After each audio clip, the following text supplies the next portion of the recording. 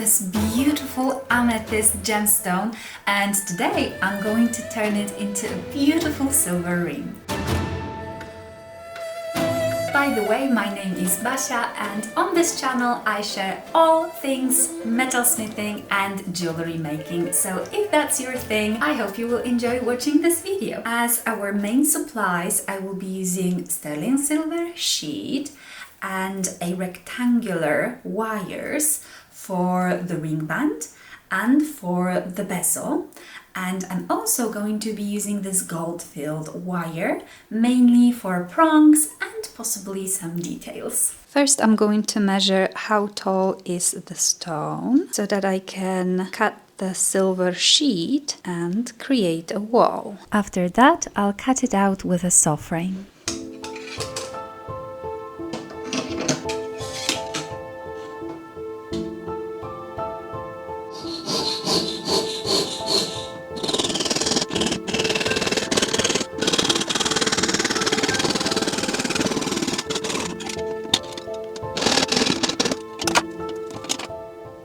The edges are a bit uneven, that's why I need to file them down. Here I'm using this belt sander, but you can also use sanding papers or your emery sticks, whichever works. It's sterling silver, so it's a bit hard to work with, that's why I'm going to anneal it, so it's easier to shape. To shape the bezel, I'm going to use a bezel mandrel and also half-round pliers, which are excellent for this job.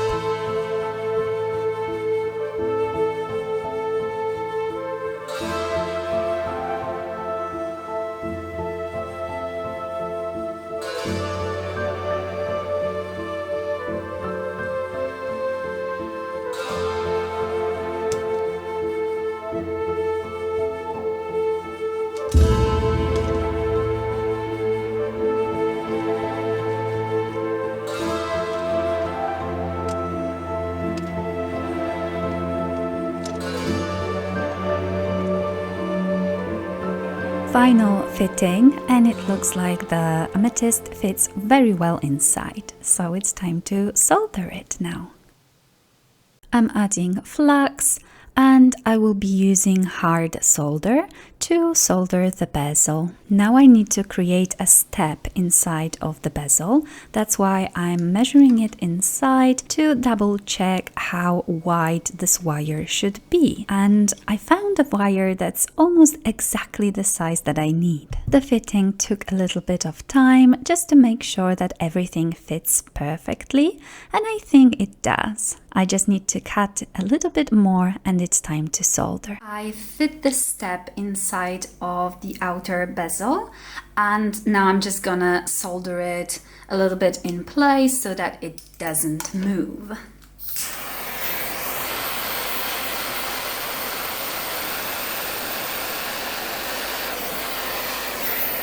There we go. Our bezel is being cleaned in the pickle. After it's cleaned, I'm gonna solder it onto the back plate. That looks pretty good.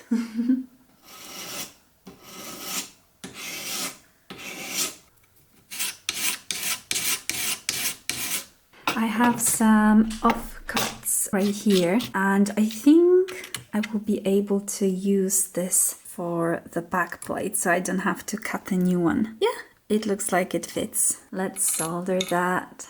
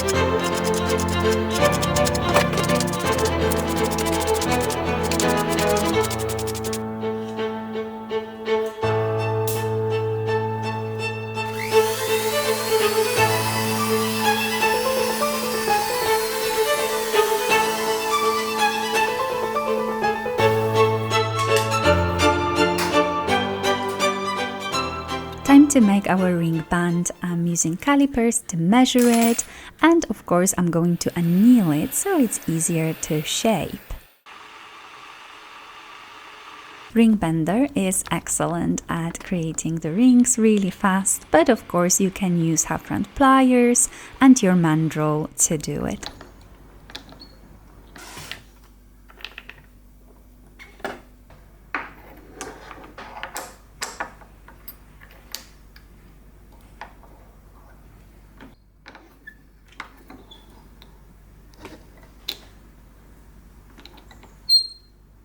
Checking the size, I'm going for size 7. Perfect.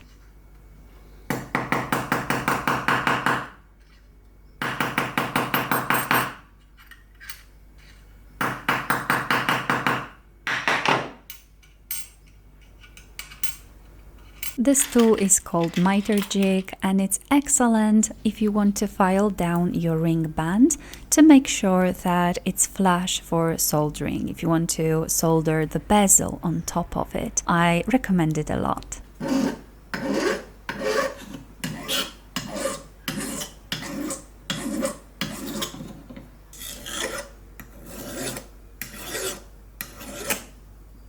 If the ring can stand on its own, that means it will be flush for soldering. There we go, one more fitting, looks perfect. And this is a gold-filled wire. Let's create prongs. I'm just measuring the height that I want because I'm just going to solder it on the outside.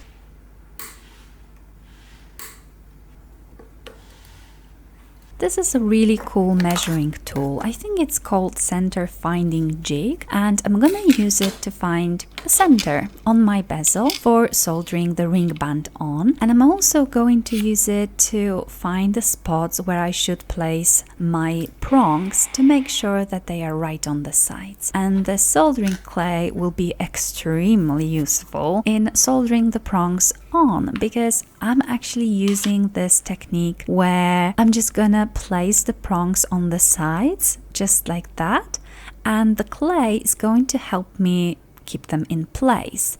And I'm gonna use soldering paste to solder the prongs on. It's just gonna be easier this way. There are several ways of soldering the prongs on, but for this particular project, I wanted to try out this solution using soldering clay. And honestly, it worked pretty well, although it wasn't the easiest. It was still a bit tricky, but I think it worked pretty well. They stayed in place. I only had to resolder one, I think. And yeah, I'm pretty happy with that. And that's all done. So let's solder the ring band on, and we'll be done with soldering.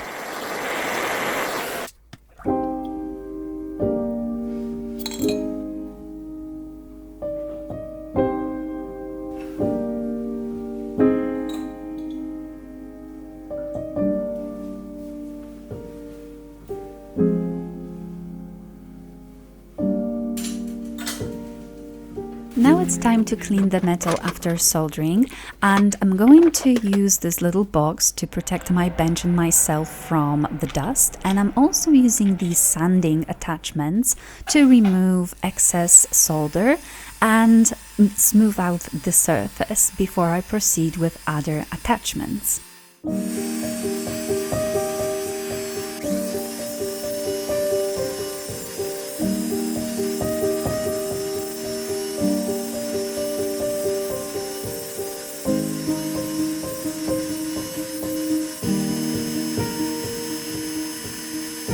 Next, I'll be using these bristle wheel attachments. I start with the yellow one, which is coarse, then I move on to red and blue one for pre-polishing.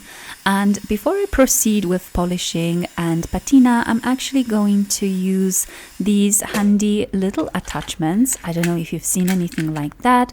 This is from the Deco, and these are also in different grids, and I'm gonna use it to clean inside of the bezel because I want it to be shiny so that it adds a beautiful spark to that semi-transparent gemstone. And I'm just gonna clean inside of the bezel with the red, blue and green one.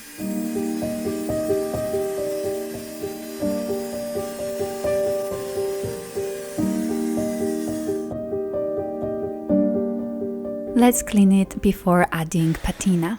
This is it, and I've transferred it onto this little jar so that hopefully it doesn't get contaminated again. And yeah, I'm just gonna put patina on the ring band and also a little bit around the prongs. And then after it dries off, I'm going to remove it with the blue bristle wheel attachment, and then I'll proceed to final polishing. But there's also one step left, and that's stone setting.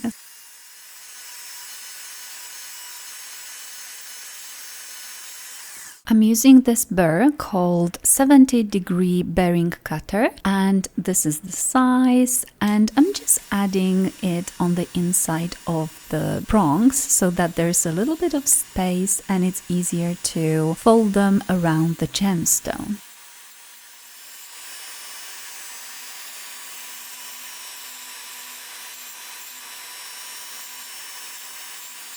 Next is this cap burr, which I'm using to round the prongs and make sure they are smooth.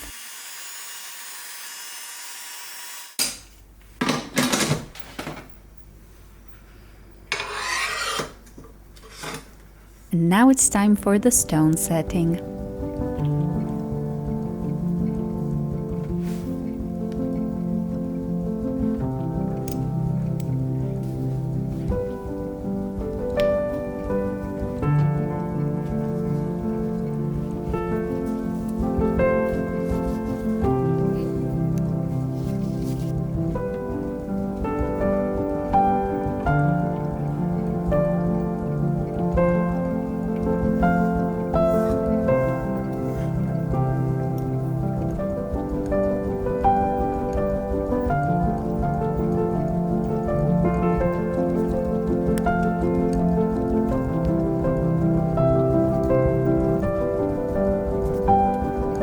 This is a really cool tool. It's called sliding stone setting hammer, I believe. It's so helpful. It was one of the best purchases this year. I really recommend it.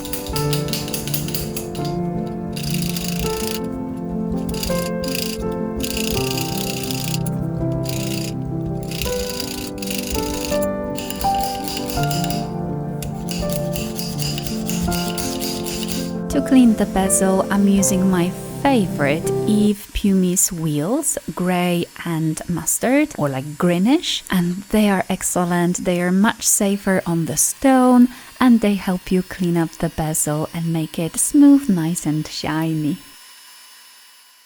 After that, I'm closing the prongs and making sure they are flush with the gemstone as well.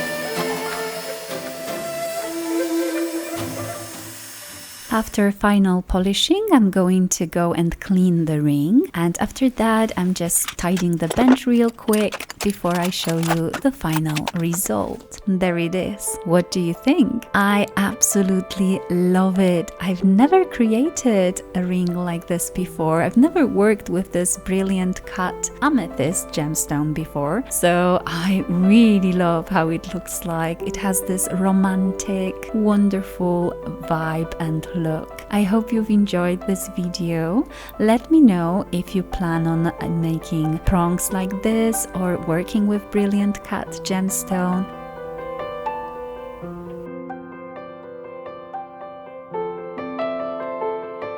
Thank you so much for watching today, and I will see you in the next one. Bye!